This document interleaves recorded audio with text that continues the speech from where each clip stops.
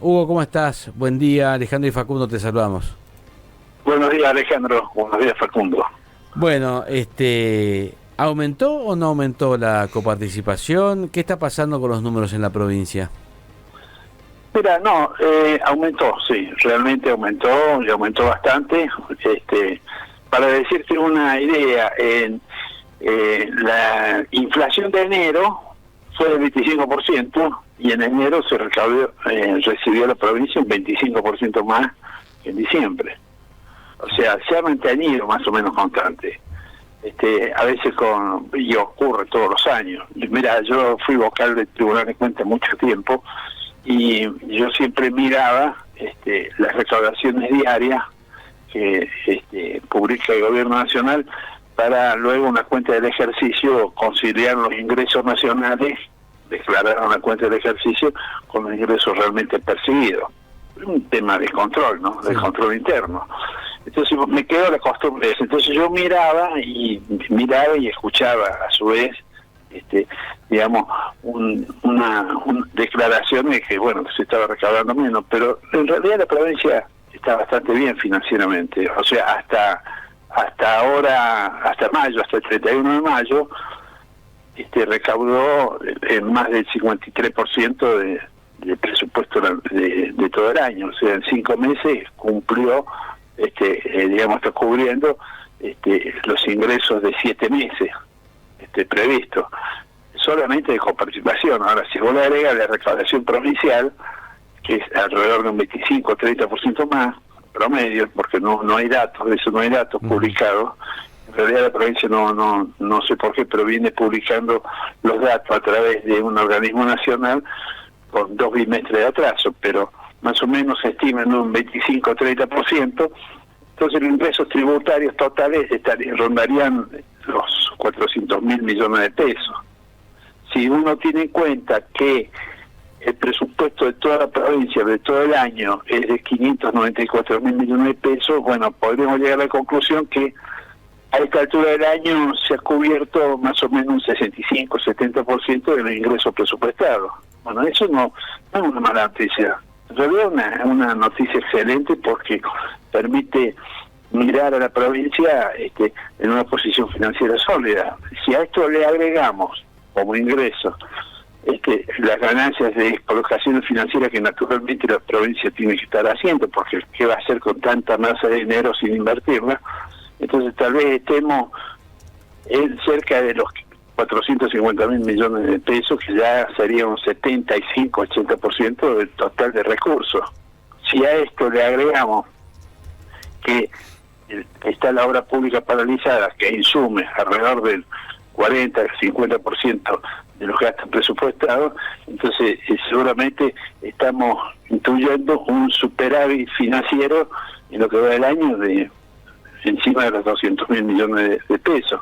Esto es un cálculo porque no hay números publicados en eso, no hay números de la ejecución presupuestaria diaria ni mensual. La Nación lo tiene desde hace mucho tiempo. Uno puede ver la ejecución del Tesoro diariamente. Pero bueno, pero esto más allá de todo es una muy buena noticia, porque la posición de la provincia entre que está recaudando más y está gastando menos en términos de sueldo, en términos de un montón de obra pública particularmente, también tiene más gastos, porque por ejemplo el gasto de energía aumentó, pero el gasto de energía por ahí es un 1% del total del gasto, entonces bueno, tampoco impacta tan seriamente. Entonces uno advierte, por ejemplo, ayer entraron 1.078 millones de pesos. En lo que va del mes, estos 3 días hábiles del mes, han entrado 2.522 millones de pesos. Entonces, bueno, la provincia está financieramente muy estabilizada y con una posición financiera muy sólida, por esto que te acabo de comentar. Claro. Claro. Hugo, con estos números que, como usted dice, no se conocen del todo, sino que es más bien un análisis que se puede hacer por encima con lo que se sabe, ¿no? En lo particular. ¿Por qué sigue latente esa frase de no hay plata? Y bueno, por ejemplo, los empleos públicos están reclamando aumento. Es como bastante complicado de analizarlo, ¿no? No es una frase menor, con esa frase se ganó una elección. Sí, ni más ni menos, ¿no? Claro. Claro, no es una frase menor. Entonces, bueno, a la gente le gustará escuchar que no hay dinero, bueno, esas cosas. Pero en realidad yo creo que hay que ponerse contento que la provincia le está yendo bien en términos financieros. La provincia va a tener que resolver el tema de la ejecución de ese fondo que está armando, que es un fondo terrible. Yo vuelvo a repetir, yo calculo que está en el orden de los 200 mil millones de pesos. Bueno, entonces la provincia está como tomando envión para nuevas inversiones, imagino. O sea, yo no desconozco cuál es la política económica que ha elegido el gobierno, pero la política financiera sí, claramente se la ve. O sea, la política financiera es bajar el gasto y mantener altos los recursos. Yo, para dar una idea de los recursos, dice, sí, bueno, se está recaudando menos. Claro, se está recaudando menos, pero no sé hasta qué punto. Porque, para dar una idea, para dar una pequeña idea, los recursos tienen que ver en una gran parte con el consumo de la gente, y el consumo en época de recesión se ha reducido en un 40%. O sea, en teoría el Estado está recaudando el 60%. Hasta ahí soy claro, ¿no? O sea, al reducirse el consumo un 40%, el Estado, que antes cobraba sobre 100 pesos el IVA, por decir un impuesto importante, ahora cobra el IVA sobre 60 pesos. ¿Está? Pero ¿qué pasa? En realidad el consumo bajó en cantidades, pero en pesos subió, porque la inflación es el 200%. Entonces, en realidad el Estado está recaudando por encima, por encima de la baja del consumo. Entonces el resultado del Estado es positivo. Y acá vamos a una frase que todo el mundo reconoce, dice, la inflación es un impuesto a los tontos. Claro que es un impuesto a los tontos, porque yo consumiendo menos, en menor cantidad, en general, todos consumiendo en menor cantidad, está gastando más dinero. Entonces la recaudación es mayor. Entonces, bueno, en alguna medida, sí, es un impuesto a los tontos, la inflación, y sumarle la recesión, que eso sí ya es muy grave, ¿no? Claro, y también digamos en un marco donde, bueno, lo que se hace básicamente es ajustar, ¿no? Que en realidad es un plan, porque esto también quería preguntarle, ¿es bastante parecido el plan de Milei que el plan que tiene el gobierno provincial en esto de ajustar para tener este superávit que usted contaba recién, Hugo? Claro, exactamente. Bueno, si uno lo escucha a Milei es como si escuchara al gobierno provincial, porque Milei dice, bueno, no vamos a gastar nada para tener superávit financiero. ¿Qué es superávit financiero? ¿Qué es lo que entra y sale por el mes, en el mes, de un saldo positivo? Entonces, yo puedo dar un saldo positivo no pagando mi obligación. Entonces, ahora se empieza a hacer un poquito más complejo. En realidad no es difícil. Es un trabajo práctico de contabilidad 2, por decir de contabilidad 1, es analizar los flujos de fondos y cuáles son las obligaciones mensuales que los gobiernos, ya sea provinciano o nacional, están dejando de pagar, que les permiten exhibir un excedente financiero. Es como que uno dice, bueno, si yo pago la tarjeta de crédito el 30 del mes, tengo un déficit de 3.000 pesos, pero si yo le pago el primero del mes siguiente, la tarjeta de crédito, como era de 10.000 pesos, bueno, voy a tener un superávit de 13.000 pesos. Entonces, esta es es un mecanismo contable que utilizan mucho los gobiernos, sobre todo los últimos días, de cierre. No nos olvidemos que Dilma Rousseff fue destituida por un truco contable como que le estoy diciendo. Entonces, en realidad los superávit o déficit financiero tienen mucho que ver con el manejo de las obligaciones. Si yo tengo obligaciones y no las pago, bueno, voy a tener un superávit financiero, voy a tener dinero en el bolsillo. Pero ese dinero, una parte de ese dinero en el bolsillo, no me corresponde porque, bueno, tengo que pagar esa deuda. Entonces esa política es habitual para exhibir el resultado financiero óptimo. Acá en la provincia, por ejemplo, hay los resultados financieros se advierten por la baja en el gasto, por ejemplo, como decía recién, en el gasto de la obra pública. Claro. Si la obra pública a mí me está insumiendo 50 pesos cada 100 y yo estoy gastando en obra pública 10 pesos, no me están sobrando 40. Entonces estos 40 forman parte del superávit financiero.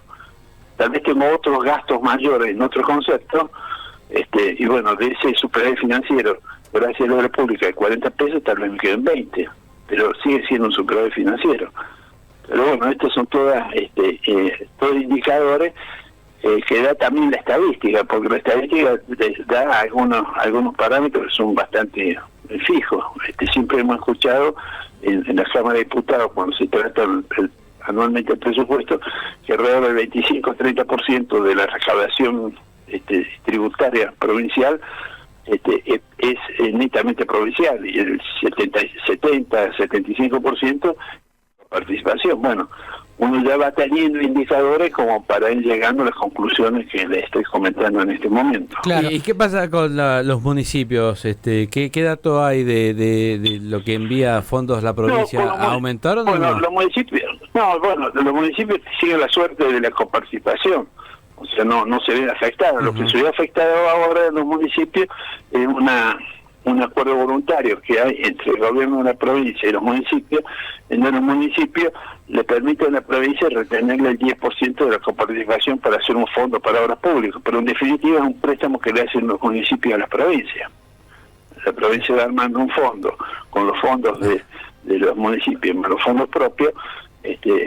Podría decirle a los municipios, bueno, mirá, quédate vos con la plata, que anda ahorrándola, que en 6 meses yo pongo todo lo que vos ahorraste, yo pongo otro tanto y hacemos la obra. Bueno, son mecanismos, pero esto aparece a primera vista en términos contables como un préstamo que los municipios le hacen a las provincias. Hugo, lo otro que quería preguntarle también es cuando el gobierno provincial reconoce a través de una nota publicada en la agencia de noticias que ha recibido un aumento en la recaudación, en la coparticipación, del mes de mayo. Sí. Lo que dice es, aumentó la recaudación del gobierno nacional, que después coparticipa porque venció el impuesto a las ganancias, bueno, y hay algunas otras cuestiones que tienen que ver puntualmente con el mes de mayo. Y dice, de acá para adelante no es que vamos a seguir recibiendo aumentos en la coparticipación, porque bueno, hay por ejemplo una caída del consumo que impacta en el IVA, y la actividad económica también está generando un perjuicio para la cuestión recaudatoria. ¿Esto es algo que se puede prever así? Es decir, que en el mes de junio, por ejemplo, cuando le toque recibir ahora al gobierno provincial, ¿va a recibir menos que en mayo? ¿O es algo que en realidad no tiene como una posibilidad de pronosticarse con tanta anticipación?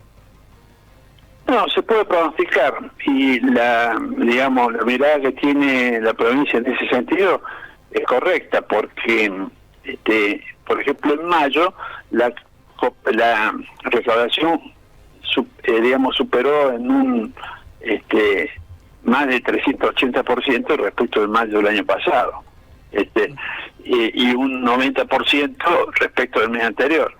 Cuando uno toma mayo del 23 respecto de abril del 23, en vez de ser un 90% del aumento, el año pasado fue el 25%. Acá evidentemente ha habido una decisión del gobierno nacional de evaluar el dinero, la moneda, hizo que todos los activos dolarizados que tenían las empresas tuvieran que revalorizarse. O sea, si yo tenía $1.000 que eran 300 pesos, eran 300.000 pesos. Pero bueno, pero después dijeron, mira, esos $1.000 valen 800 pesos cada dólar, entonces son 800.000 pesos. Entonces yo tengo una ganancia por diferencia de cambio de 500 pesos que estoy tributando ahora impuesto a las ganancias. O sea, el 35% o el 30% o el 20%, de acuerdo a la escala, donde se ponga uno en la escala, estoy tributando impuesto a la ganancia sobre esa ganancia por diferencia de cambio. Pero bueno, digamos, el gobierno ha permitido esta ganancia extraordinaria debido a una devaluación a fin de año, que si esa devaluación la hubiera hecho el 4 de enero, este impuesto a las ganancias nosotros no lo veríamos replicado o reproducido en la coparticipación, hubiera sido mucho más bajo. Claro. Entonces, vuelvo a repetir, el tema de la oportunidad en la toma de decisiones en política económica impacta mucho digamos, en el resultado fiscal, y es lo que busca en el caso particular de Milei, porque lo declara Milei, y también la provincia, porque también lo declara, que no incrementar los sueldos y no darle digamos el curso a la obra pública. Bueno, de ese modo se cuidan los recursos y se los lleva al mercado financiero. O sea, sería interesante ver en la cuenta del ejercicio del año que viene, digamos, que se analizará en Tribunal de Cuentas en junio del 2025, de los recursos totales, cuáles habrán sido los recursos financieros, y nos vamos a dar cuenta que esta política de restricción del gasto público en realidad lo que está dando es una terrible ganancia, una gran ganancia financiera. Uno después dirá, ese es el propósito del Estado, del gobierno. No, bueno, pero eso ya forma parte de una discusión política que, bueno, que yo no tiene sentido que yo la abra, no tiene sentido. Bien, Hugo, gracias por este contacto, como siempre, clarísimo, con tus conceptos. Bueno. Muchísimas gracias. Bueno, muchísimas gracias a ustedes. Muchas gracias. Tengan buenos días. El contador economista Hugo Eugenio Sudaire hablando con nosotros aquí en la mañana de Información Sin Ruido.